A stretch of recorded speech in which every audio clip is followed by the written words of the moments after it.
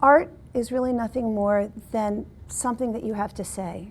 It's an expression of yourself as an individual. This is art that you touch. This is art that you can feel. This is art that somebody else can go ahead and then make their own art with it. And I see handspun yarn as something that's not old-fashioned, but as something that can be a modern and contemporary expression. It's not so much the end project, it's the process. The actual act of making these stitches feels good. I think there's a big difference between handspun yarn and a lot of the mill-spun yarn that's out there. The machine is always going to be finer than I am. It's going to spin faster than I can. But I can make the yarns more unique. I'm placing the color and the texture where I want it to be. And so it's that much more engaging as you go through the process. Hand spinning is not hard to learn. I would say that it's about like learning to ride a bicycle or learning to roller skate.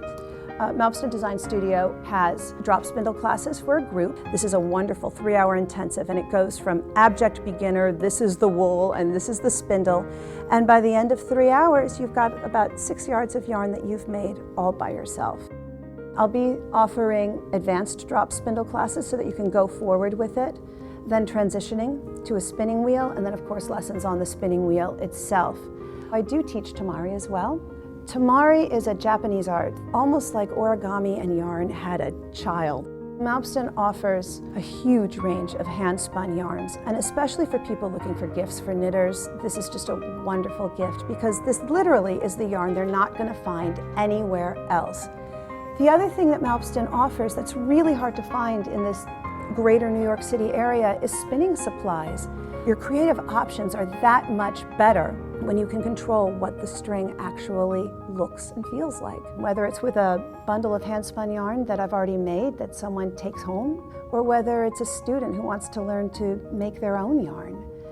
You can do almost anything with it. The sky's the limit, really.